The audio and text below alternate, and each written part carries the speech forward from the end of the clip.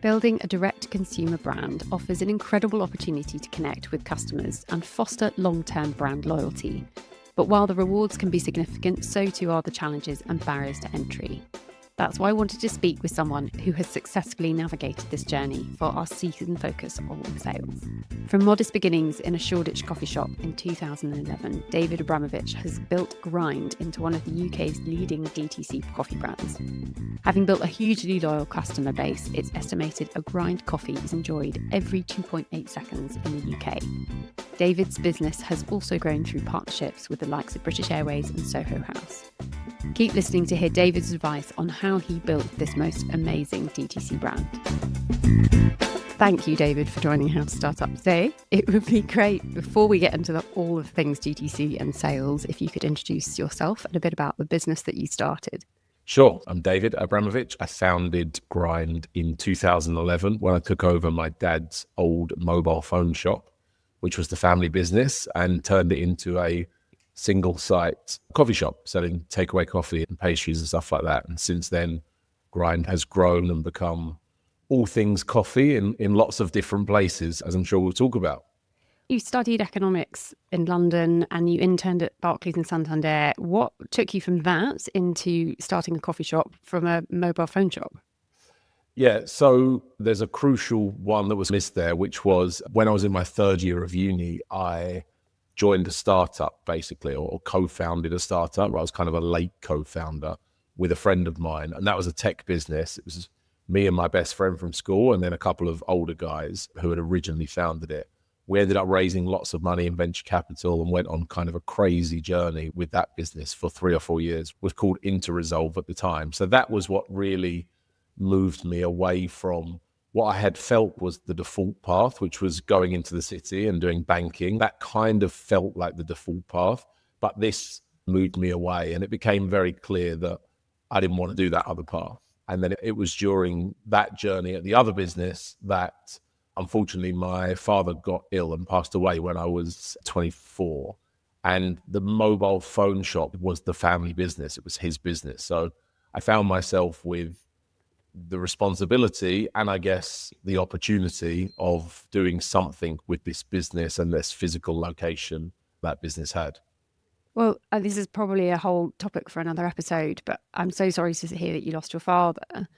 Do you feel like that distraction of the responsibility helped with the grief? No, not really. I don't, to be honest. I mean, nothing can help with the grief of that. It was more, okay, I think I'm quite good at compartmentalizing stuff, and the grief was the grief, and that was awful, but also there were just practical things that had to change and had to be dealt with. And there was a team of people working in this store requiring a salary to be paid from a business which, so he had prostate cancer, he was ill for 3 or 4 years. So it was a very distracting thing, and he obviously wasn't focused on the business. So the business wasn't in great shape by the time we closed it down. And then really, I never considered that we would close the business down and hand the keys back to the landlord, because it felt like our building. Like, if anyone's from London, it's our first store, Shoreditch Grind. It's right on the edge of Old Street Roundabout. It's a tiny little circular building surrounded by skyscrapers, and we now have the cinema sign on the front. So most people who have been through East London know the building when you mention it. And even though we didn't own the freehold, it felt like it was our building, because I'd spent so much time in there doing my summer job there, repairing Nokia 8210s and stuff like that upstairs. So it was never a question of, do we give it back? It was more, what shall I do with this building now we've closed down the phone business? Yeah, it's so interesting you say that. And I asked that question, which I know wasn't one of our questions, is because my father passed away 6 months before I was made redundant. And I suddenly was like, I can't afford to lose my apartment. I've lost enough. And it was like, head down, get on. There's got to be another path to this. And also having the privacy of lockdown, to have grief at home with not having to go into work. It's like, I'm sobbing at my laptop and no one can see. I'm just like politely emailing. So it's weird how these things happen and what puts you into that spot. Yeah, if anything, I've always felt slightly strange that something so good has come out of something so bad. And like, you can't quite reconcile that, because I would delete Grind in a heartbeat. I'd delete the entire journey out of my life to have the thing that started it not have happened. But then Grind has been the most amazing thing in my life. So it's very hard to reconcile something really great coming from something really bad. Yeah. And as my dad pointed out, bless him, he was like, shit happens. We just got to crack on with it and make the best of it, which is absolutely what you have now done with Grind. And of course, it goes without saying that your father would be incredibly proud that premises is still within the family and that you've built this amazing business. I hope so. I'm not a coffee drinker, and I have seen the Grind brand grow from strength to strength. And when you notice a brand that isn't relevant to you, I think that says something. And it's a relatively young brand considering its world domination. You've got partnerships with British Airways, Soho House. For you, going into that one destination to where you are today, sales has obviously been a huge part of that. How, as the leader of the business, would you define sales? Yeah, everything is sales. In reality, everything is sales. So Whether you like it or not? whether you like it or not, hiring employees, building the team is sales, right? You're selling them the dream. Raising investment for the business, you're selling them the dream and the vision and where you're going to go. And then obviously all businesses require revenue. Pretty much every business I can think of has a customer. I can't think of any business that doesn't have a customer. And therefore you have to persuade those customers to transact with you in some way or another. So business is sales, and you have to get comfortable with that pretty quickly. And I don't know anyone who's built a business, I don't think, who's also had formal sales training. There are amazing salespeople out there who are professional salespeople, and they will just go sell anything to a customer. And they'll see that customer, they'll go through the process, they'll sell the product, they'll sign the forms, and they'll get the check. But that's not really the same kind of selling you have to do as an entrepreneur, I don't think. You have to sell to yourself constantly. You have to constantly convince yourself that despite all of the odds, this is worth it and this is sensible. So you almost, I can't think of anyone that you're not selling the journey to. You're selling it to your family, you're selling it to your friends. Your previous ex-boss.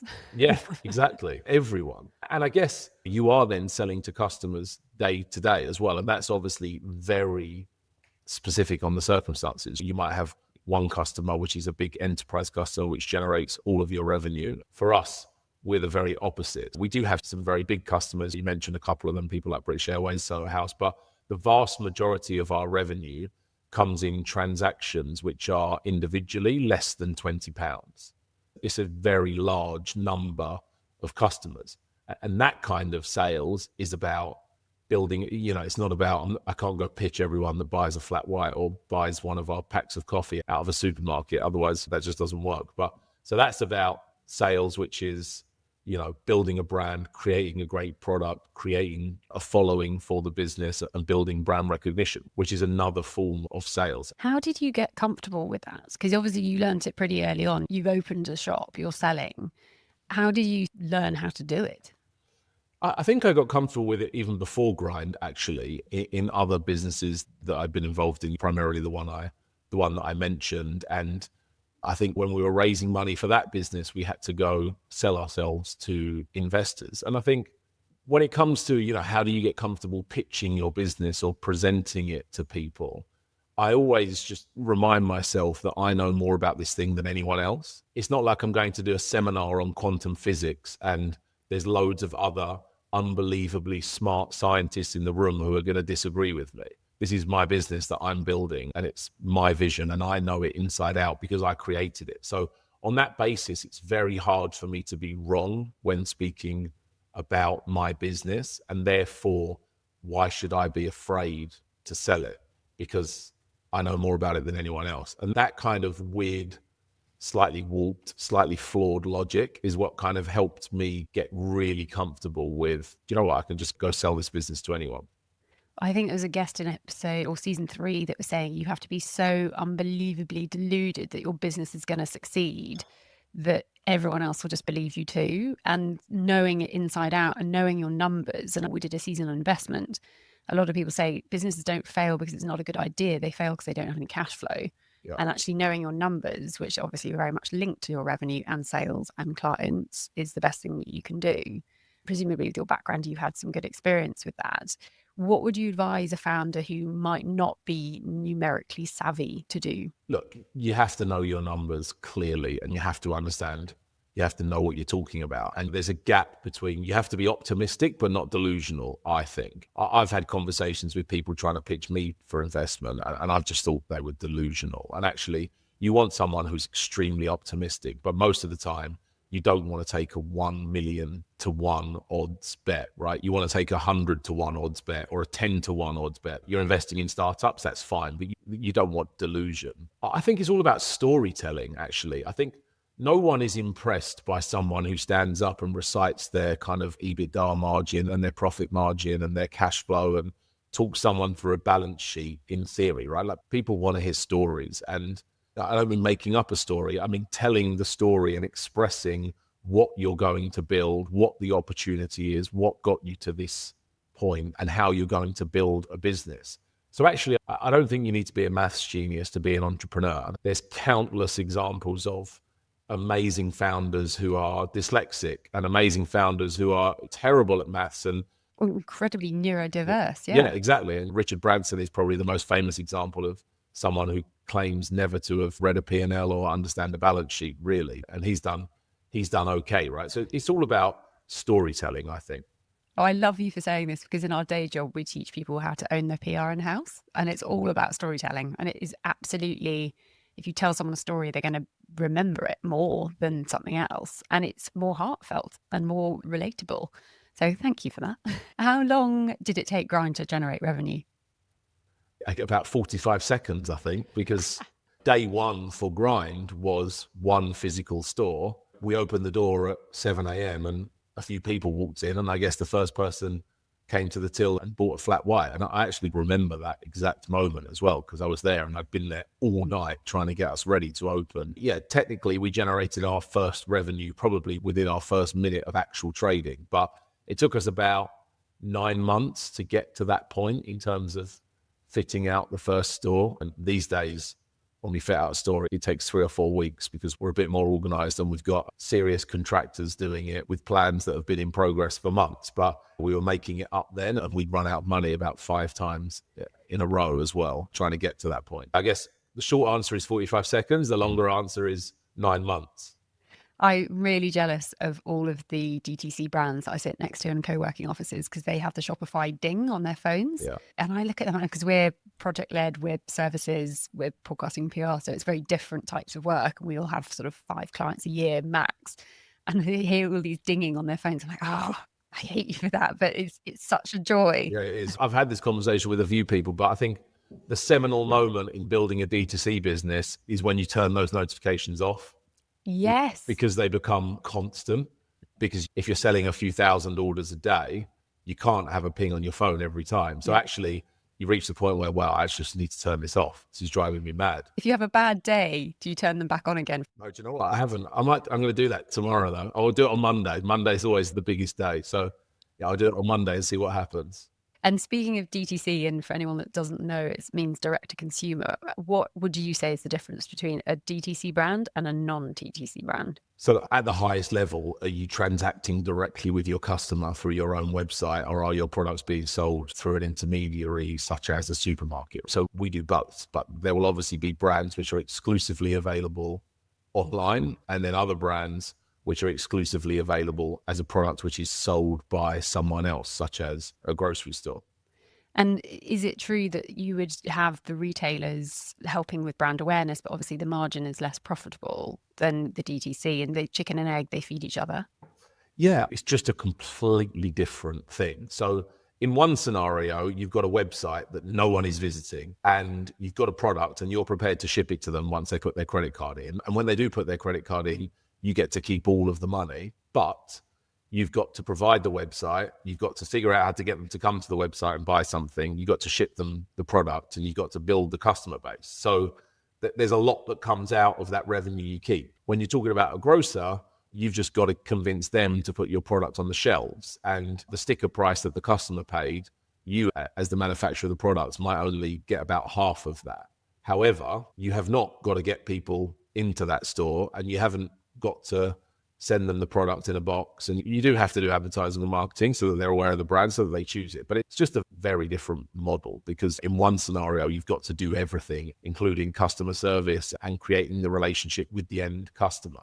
And you do end up with a different relationship with your customer as well. One of the beauties of D2C is once you've transacted with me once, you've given me your email and your postal address. So I can send you emails and ask you to buy more things and let you know about new product launches. And I can also understand, are you male or female, and how old are you, and where do you live in the country? And I can pull that together with lots of other data and start to learn much more about our customers. You do get some of that in grocery. So in grocery, when people use their Tesco Club card or their Nectar Sainsbury's card, as a retailer, we can get access to anonymized kind of demographic data so that we know that overall these are the kinds of people buying our product, but it's nothing like as granular as you get from D2C. So, D2C is an amazing way to build relationships directly with customers, for sure.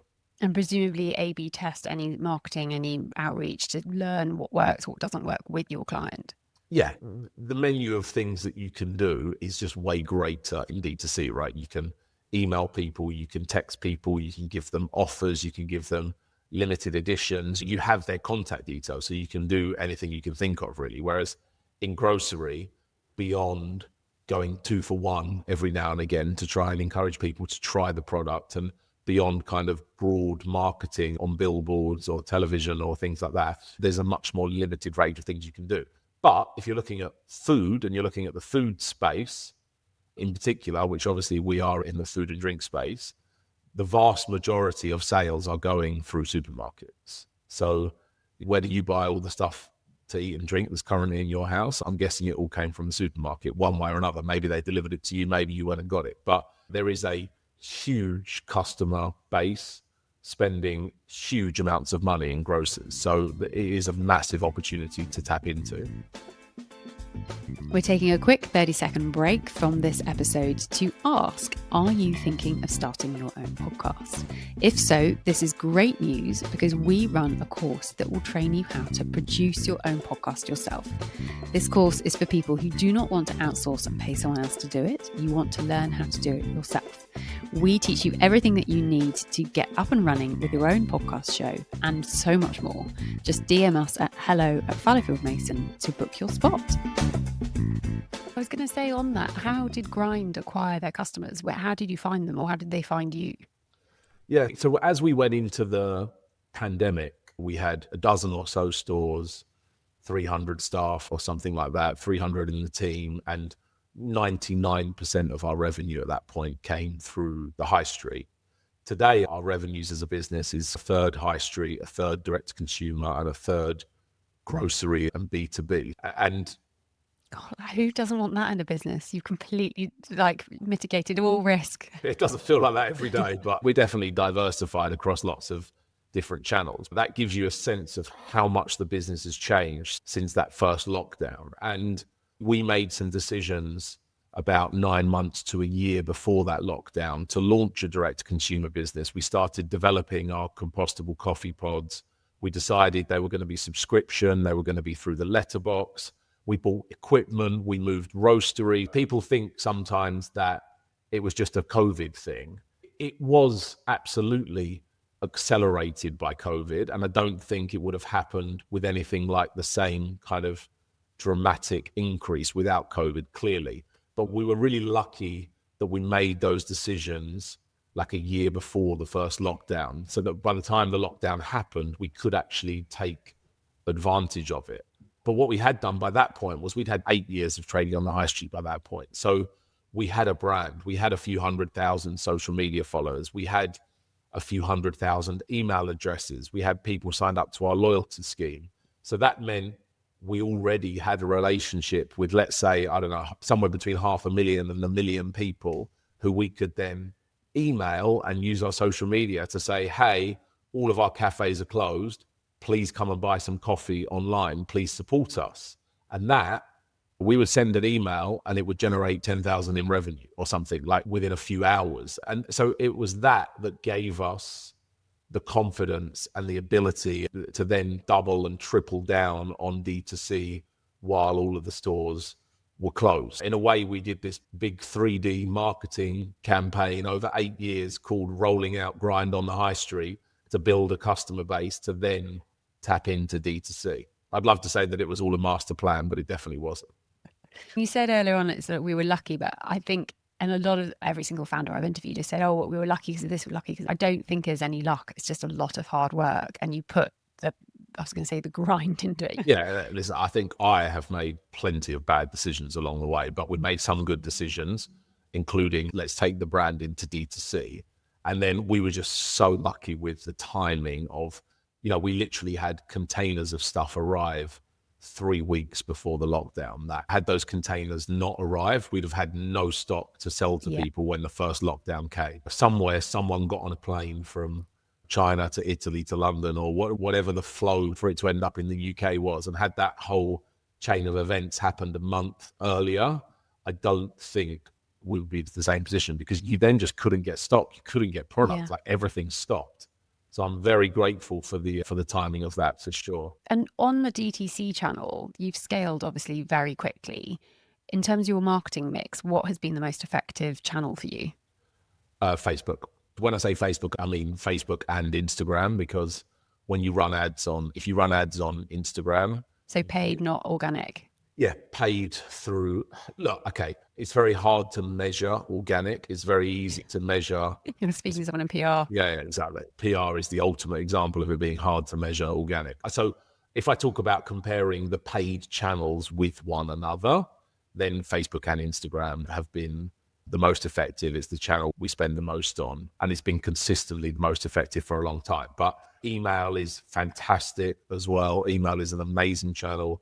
And of course, organic is an amazing channel and has probably delivered us more customers than anything else. And the other one actually is tube car panels are unbelievably effective for a London audience. I wish there was a tube in Birmingham and Manchester and everywhere else and other major cities, because to put your brand on a tube car panel doesn't cost that much. It's tens of thousands to run a campaign, not hundreds of thousands or millions. And a lot of people use the tube, and a lot of people stand there looking at those. And we've seen that's been a really consistently effective way to build the brand and reach customers as well. And are you a big advocate of you're doing well in lots of these outreach channels and they're all talking to each other and they all third time, fourth time someone see it, fifth time someone purchases? So the organic's helping the paid and the paid's helping the organic. In your gut, what's the one thing that if you had to switch off everything, you would keep? Oof. Or would it not work? Because they all need to happen. Yeah, I think it's a bit of a cop-out answer, but I think it's really different at different parts of the journey. So like reaching your first customers is all about organic for me, because there should be a universe of customers out there that just naturally are going to find out about you, read about you, stumble across and buy your product and like it and leave you a good review and tell some other people. So, that's the most important thing at the beginning. But obviously, the more aggressively you want to scale and the bigger in absolute terms you want your customer base to become. So if you want to sell your product to tens of millions of people, that's the whole of the UK. So I now need to build national awareness, and it's impossible to do that. Well, it's not impossible, but it's virtually impossible to do that for a consumer business unless you are achieving some kind of virality like Instagram, or if you're an app that goes completely viral, or Uber maybe, or something like that. But for a kind of regular consumer business, you're going to have to use paid marketing to build the brand. How many times do you see gigantic Apple billboards for the latest iPhone, right? That's the world's most valuable company and probably the most amazing consumer products ever created. And yet they still cover every major city in the world in gigantic billboards, and they still run TV ads, because you have to just reinforce the brand and your brand position constantly. I remember, because my background was working for Chanel, and the private company would never declare numbers, and there was rumors going around that Arnault wanted to buy Chanel, and it's not going to happen. So they declared their marketing report, and I think it was something like they spent the same amount in marketing as the owners took home in their pocket every year, because they just had to keep up there and keep reaffirming the messaging. Yeah, it's not uncommon to spend 10, 20, even 30% of your business's revenue on marketing. And that's what talking earlier about the difference between the channels. You do in D2C, you're not sharing the margin with someone else, but you've got this big marketing burden that you have to invest in as well. And in terms of retention, because obviously acquisition is super important, but then hanging on to these clients, especially if you're offering a subscription service, how have you tackled that? Yeah, I don't believe, look, there are obviously tricks with retention, right? There are tips and tricks which people will tell you can do. And if you email people in this way before their subscription order runs, in reality, retention is about, are you doing a good job? Retention is the ultimate scorecard for a business in lots of ways, particularly if you're a subscription business. I think even more so, because retention is everything. So is the product really good? Does it work?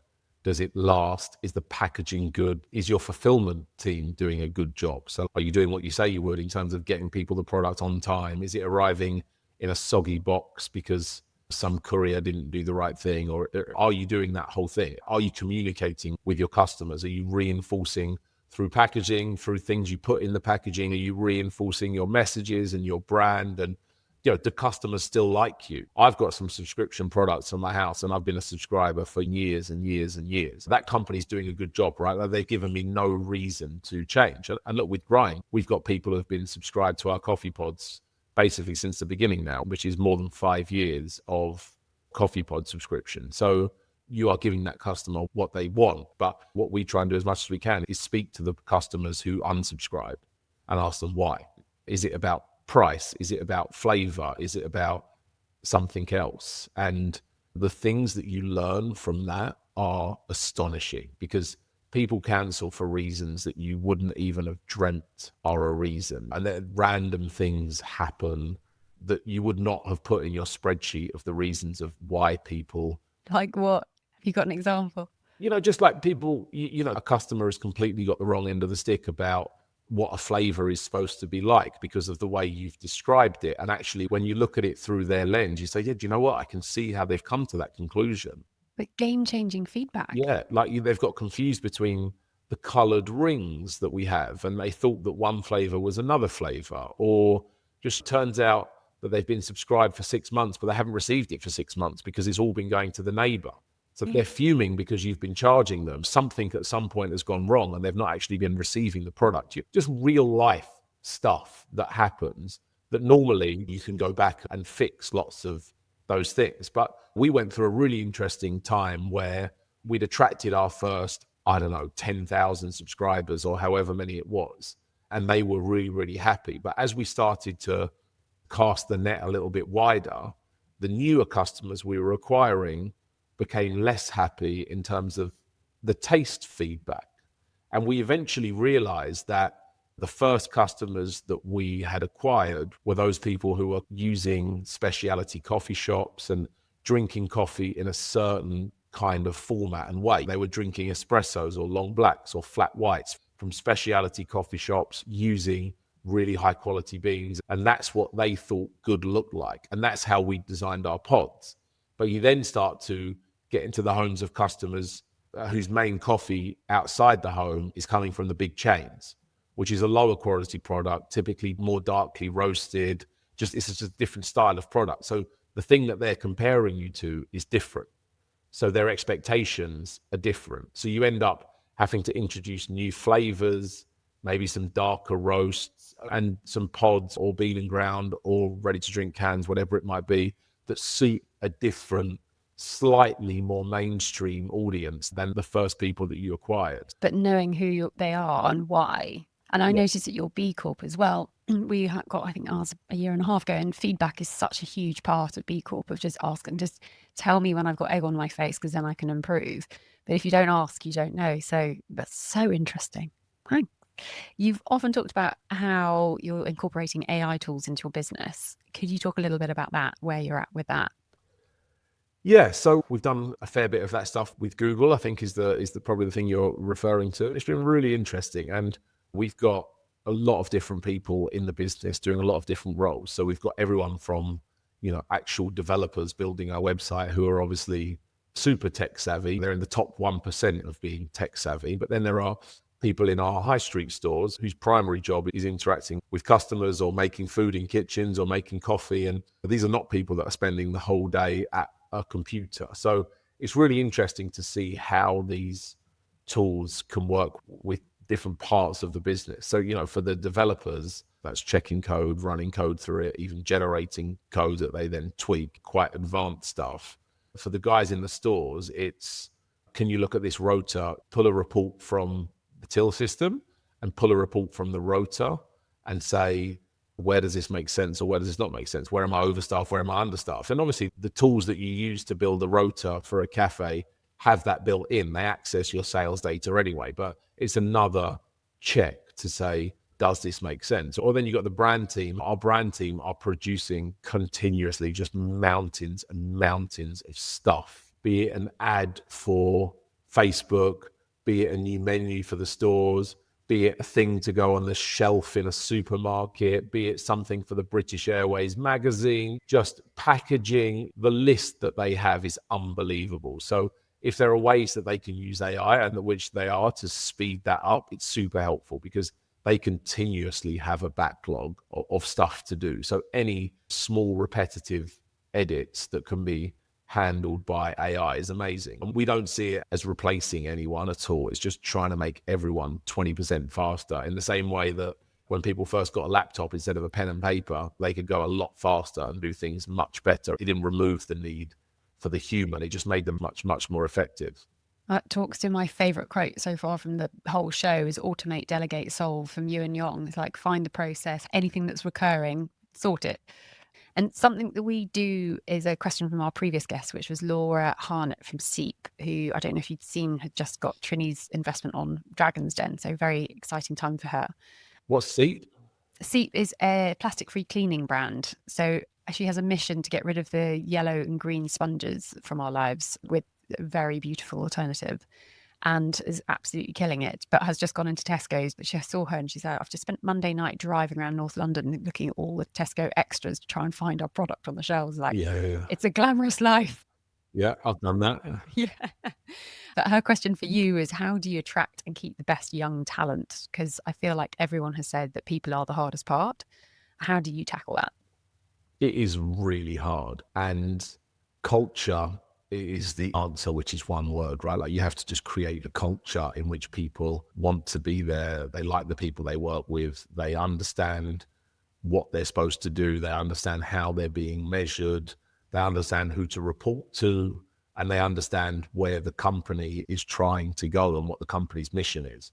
And those things are all easy to say, but they're really hard to do. In reality, when you're onboarding people constantly, when you're growing fast, just the basic stuff, like when people turn up, making sure they know how the business works and how they're going to be measured and who their colleagues are and who does what. So that communication part. Yeah, it's a huge amount of hard work. And then culture takes years to build, but can be destroyed in minutes. Yeah. So it's really about just being super thoughtful about all of your major interactions with your team. And I think how you treat people when things are not going well is really important as well. So I often reference, during the pandemic, lots of people laid off, tons and tons of people, hundreds, thousands of people. And lots of businesses did a really poor job at communicating with their staff what was going on, what was going to happen, will I still have a job at the end of this or not? And we worked super hard at, no one's going to lose their job. We're going to figure this out. This is where we're going. Okay, we're now pivoting a bit into DTC. This is really exciting. And we put tons of effort into communicating with our team throughout that period. And there are loads of people who are still with us from then or before. And I think people remember how you treat them when it's tough times more than when it's good times, I think. You pay someone a bonus because the company had a good year. Great, thanks. I really appreciate it, but it's worn off after about a month. But like, how you behave when the going is not so good, I think is actually more important. Absolutely. I think we're wired that if you have 100 comments and 99 are positive and 1 are negative, you remember the negative. It's like, well, that's great.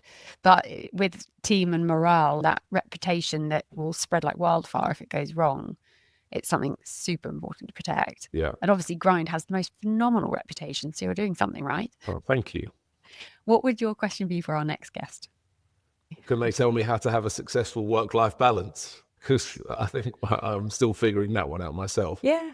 Lots of people say it's hard because you love what you do and therefore you want to do it more, but then you forget that you need stuff outside of work. And there's a lot of cancelling going on for, I think it's the Hormozis and the Brewed guy saying that we just love working all the time and there's nothing wrong with that and live and let live. But everyone's like, you need to not work, you need to have time away from work. But it's hard when you love it so much.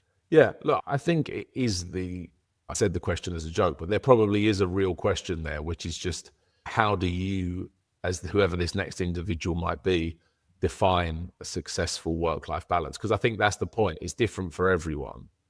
And I think it's okay for it to be different for everyone. Some people love, I think you mentioned James from Brewdog, who I know relatively well. And yeah, he loves it. And that is genuine, right? He wants to work on his businesses all the time. That's great for him, but that doesn't work for everyone, right? And other people want to have a really clear separation between home and work life and not. I guess that'd be a good question to ask 10 people, to be honest. How do you define it and get a range of views?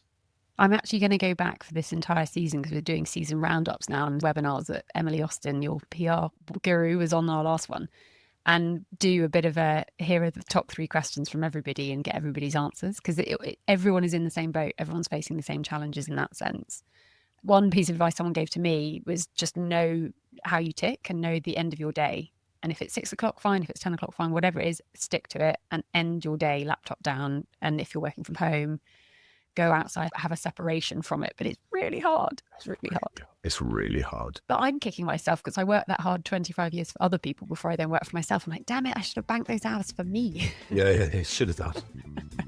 But no, I will let you know. I will send you the answer when I get it. Thank you. Thank you so much for your time today. It's been great chatting to you, and huge congratulations on all things Grind. Well, thank you. You too. Congratulations on the podcast. It's great.